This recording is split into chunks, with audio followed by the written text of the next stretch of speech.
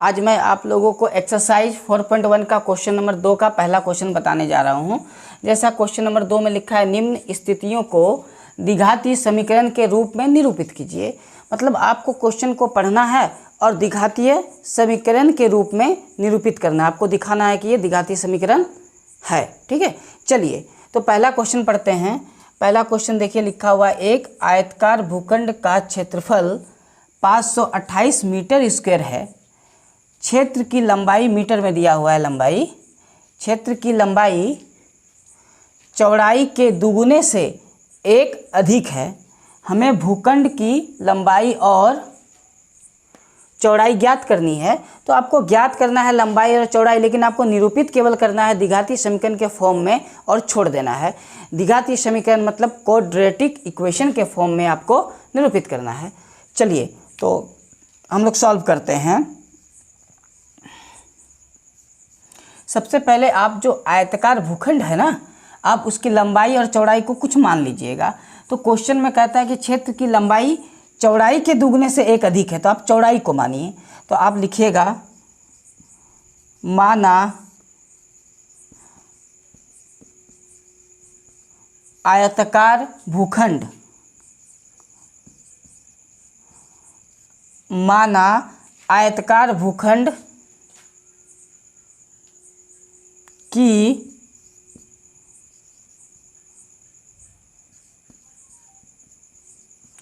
चौड़ाई बराबर x metre. ठीक है, आपको आयताकार भूखंड की चौड़ाई को मानना x मीटर है। तो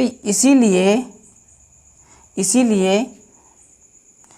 आयताकार भूखंड की लंबाई, तो आयताकार भूखंड की लंबाई क्या हो जाएगा? क्वेश्चन में बोला है कि आयताकार भूखंड की जो लंबाई है वो चौड़ाई के 2 गुने से एक अधिक है। तो चौड़ाई x है, तो x का आप 2 गुना करिएगा 2x होगा, और 2 गुने से 1 मीटर और अधिक है तो आप +1 कर दीजिए। इतना मीटर निकल जाएगा आपका आयताकार भूखंड की लंबाई। चलिए, इतना आपको मानने के बाद अब जैसा आपको पता होगा कि आयताकार भूखंड हो चाहे आयताकार कुछ भी हो, उसका क्षेत्रफल लंबाई गुना चौड़ाई होता है, और क्षेत्रफल का मान भी दिया हुआ है 528 मीटर। तो हम लोग लिखेंगे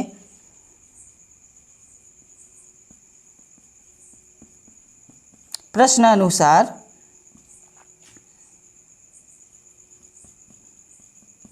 आयताकार भूखंड का क्षेत्रफल। तो आयताकार भूखंड का क्षेत्रफल क्या होता है? आयताकार भूखंड का क्षेत्रफल का फॉर्मूला होता है लंबाई और गुने में चौड़ाई। चलिए, आयताकार भूखंड का क्षेत्रफल का फॉर्मूला होता है लंबाई और गुने में चौड़ाई। अब जैसा कि देखिए आपको क्वेश्चन में यहाँ दिख रहा होगा, आयताकार भूखंड का क्षेत्रफल कितना दिया है? 528 मीटर स्क्वायर।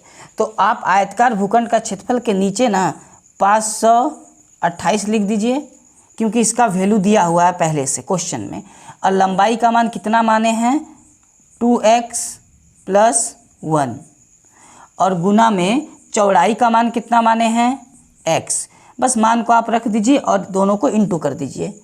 चलिए, तो जब आप x को 2x से गुना करेंगे तो कितना आएगा? 2x स्क्वायर आएगा, और x को जब 1 से आप गुना करेंगे तो x आएगा। और इस पूरे को ना आप इधर लेके जाइए, तो जो इक्वेशन मिलेगा वो मिलेगा 2x स्क्वायर + x - 5 to 8 = 0। ये हम लोगों को क्या मिला? इक्वेशन मिला। ठीक है, चलिए तो यही हम लोग का आंसर हो गया है ना। तो ये बस आपको क्वाड्रेटिक इक्वेशन मतलब द्विघातीय समीकरण के फॉर्म में लाना था, और हम लोग का ये कंप्लीट हो जाएगा। शायद आपको दिख रहा होगा पूरा, है ना। चलिए, तो अब हम लोग अब इसके बाद क्वेश्चन नंबर 2 को समझते हैं। चलिए, क्वेश्चन नंबर 2 को आप देखिए।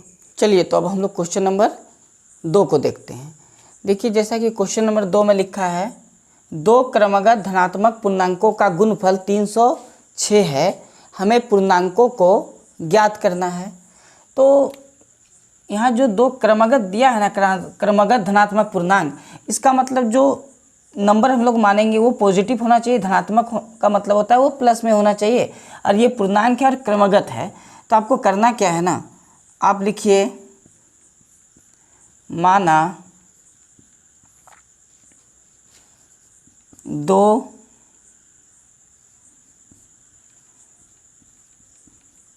क्रमागत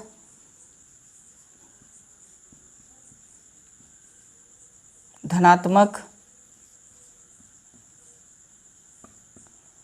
पूर्णांक क्रमशः x और x+1 है। ये आपको मानना है कि 2 क्रमगत धनात्मक पूर्णांक जो दिया हुआ है ना वो x और दूसरा क्या होगा x+1, क्योंकि क्रमगत है और धनात्मक है तो वो एक के बाद एक ही आता है ना। चलिए, उसके बाद क्वेश्चन में बोला है कि दोनों का जो गुणनफल होगा वो कितना होगा 306। तो हम लोग लिखेंगे प्रश्न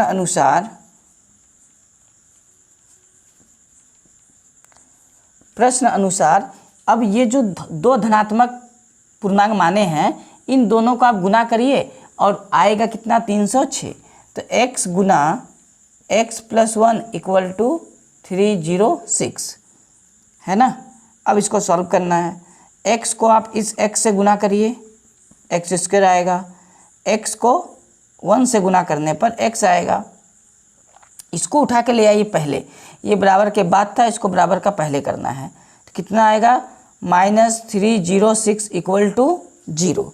तो ये दो हम लोग का आया ना इक्वेशन, ये देखिए आप क्वाड्रेटिक इक्वेशन के फॉर्म में आ गया। तो हम लोग लिख सकते हैं अतः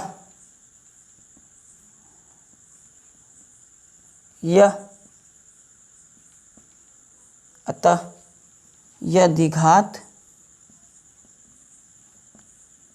समीकरण है।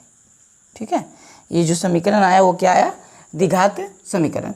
तो हम लोग का 2 का क्वेश्चन नंबर 2 कंप्लीट होता है। अब हम लोग 2 का क्वेश्चन नंबर 3 को बनाएंगे। ठीक है, चलिए देखिए क्वेश्चन नंबर 3। हाँ, तो चलिए क्वेश्चन नंबर हम लोग अब 3 को देखते हैं। जैसा कि क्वेश्चन नंबर 3 में लिखा हुआ है रोहन की माँ उससे 26 वर्ष बड़ी है।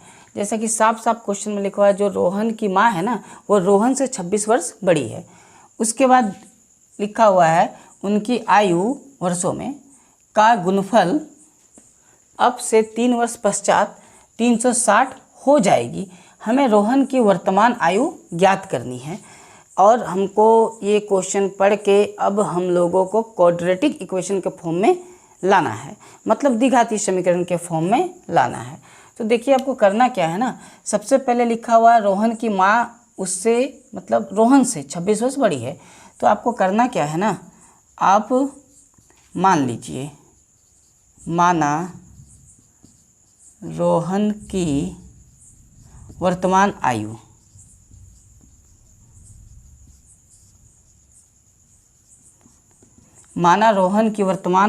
x वर्ष।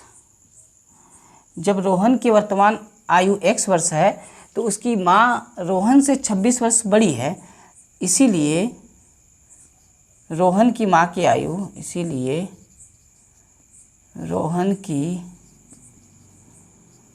की वर्तमान आयु बराबर x + 26 वर्ष। ये हो जाएगा क्योंकि रोहन की जो माँ है वो रोहन से 26 वर्ष की बड़ी है। इसके बाद फिर क्वेश्चन में बोलता है 3 वर्ष बाद इन दोनों की आयु का गुणनफल 360 हो जाएगा। ठीक है, मतलब रोहन की और रोहन की माँ की। तो आपको लिखना है 3 वर्ष पश्चात, मतलब 3 साल बाद। तो देखिए 3 साल बाद क्या होता है, 3 साल बाद रोहन की जो आयु है, रोहन की आयु कितना हो जाएगा x + 3 वर्ष, और माँ की आयु कितना हो जाएगा, माँ की आयु। तो माँ की आयु कितना हो जाएगा, तो माँ की आयु में आप अगर 3 प्लस करिएगा तो x + 29 वर्ष हो जाएगा, है ना। माँ की आयु में 3 करने प्लस करने से कितना हो जाएगा, x प्लस 29 वर्ष हो जाएगा। अब प्रश्न के अनुसार दोनों का गुणनफल जो है ना वो 360 है। तो आपको लिखना है प्रश्नानुसार x प्लस 3 गुना x प्लस 29 इक्वल टू 360। दोनों की आयु का गुणनफल कितना हो जाएगा, 360। अब आपको गुना करना है। चलिए गुना करते हैं। इस x को x और 29 दोनों से गुना करिए, कितना आ जाएगा, एक्स स्क्वायर प्लस 29x। अब इस 3 को x और 29 दोनों से गुना करिए, 3x प्लस 87 आ जाएगा। 360 को आप पहले ले आइए बराबर के, इक्वल टू कितना आएगा, 0। बस इसे सॉल्व कर दीजिए। एक्स स्क्वायर प्लस 29 और 3 को प्लस करने पर 32x होगा, और इन दोनों को माइनस करने पर बड़ा का के माइनस तो माइनस आएगा, तो माइनस करके कितना आ रहा, 273। चलिए ये हम लोग का द्विघातीय समीकरण के रूप में आ गया, यही आंसर है। तो क्वेश्चन नंबर 3 हम लोग का कंप्लीट होता है। अब हम लोग क्वेश्चन नंबर 4 को सीखते हैं, ठीक है। चलिए क्वेश्चन नंबर 4 को देखिए।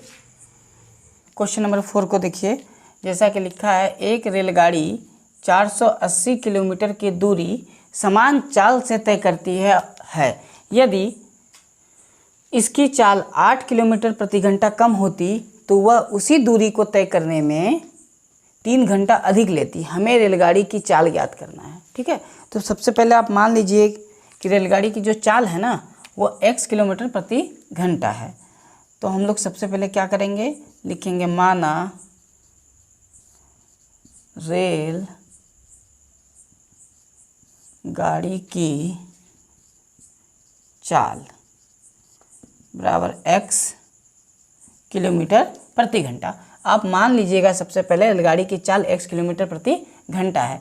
अगर वो 480 किलोमीटर दूरी x किलोमीटर प्रति घंटा की चाल से चलती है तो समय कितना लगेगा, तो हम लोग लिख सकते हैं इसीलिए समय। आपको पता होगा कि समय जो है ना, समय जो है उसका एक फॉर्मूला होता है। तो यहाँ फॉर्मूला लिखते हैं, समय बराबर दूरी बटा चाल। तो दूरी कितना है, 480, और चाल क्या है, x। तो समय इतना आवर्स लगता है, ठीक है। ये समय हो गया। अब फिर क्वेश्चन में बोलता है कि अगर उसकी चाल 8 किलोमीटर प्रति घंटा कम होती तो उसी दूरी को तय करने में उसे 3 घंटा ज़्यादा समय लगता, अधिक समय लगता है ना। तो हम लोग इसके बाद फिर एक इक्वेशन बना सकते हैं कि उसकी जो चाल थी इससे क्या कर सकते हैं, हम लोग कम कर सकते हैं 8 किलोमीटर प्रति घंटा। तो हम लोग लिख सकते हैं